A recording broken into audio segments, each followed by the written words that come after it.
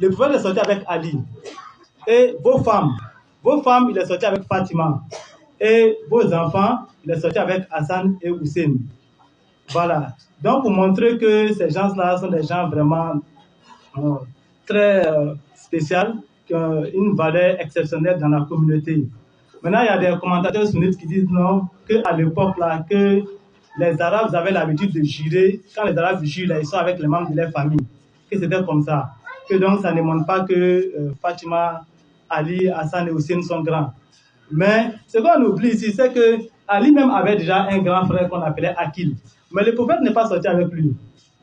Le prophète avait des filles, il n'est pas sorti avec eux. Voilà. Mais il est sorti avec Ali, qui est son cousin, alors qu'il avait d'autres. Ali avait des frères, mais le prophète a laissé tout ça, tout cela. Le prophète avait des oncles, il n'est pas sorti avec eux.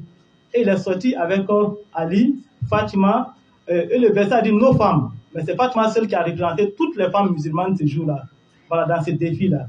Et nos enfants, c'est Hassan et Hussein.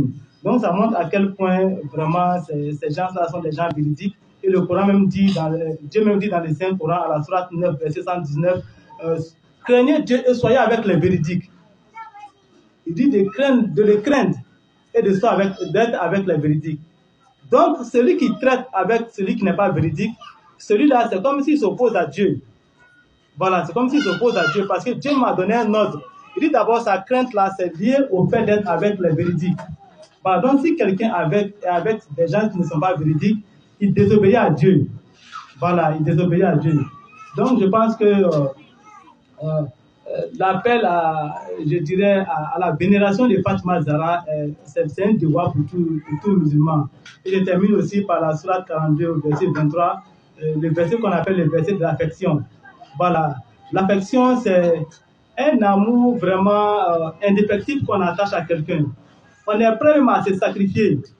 Puisque quand les croyants venaient vers le prophète, ils disent qu'ils sont prêts à sacrifier leur âme et l'âme même de leurs parents, leurs deux parents pour le prophète. Donc nous aussi, on doit être prêts à nous sacrifier et sacrifier même nos propres parents même pour le prophète et sa sainte famille. Parce que l'amour du prophète et sa sainte famille sont au-dessus même de l'amour de nos parents, nos propres parents. Oui, oui. Parce que eux, ils sont infaillibles. Voilà, ils sont les guides à suivre, c'est la lumière. C'est la lumière à suivre. Alors que bon, les parents doivent s'attacher à cela aussi pour avoir l'intercession. Voilà, donc je pense que l'amour de Fatima Zahra, je dirais, c'est un point clé de la foi. C'est un point clé de la foi. Et si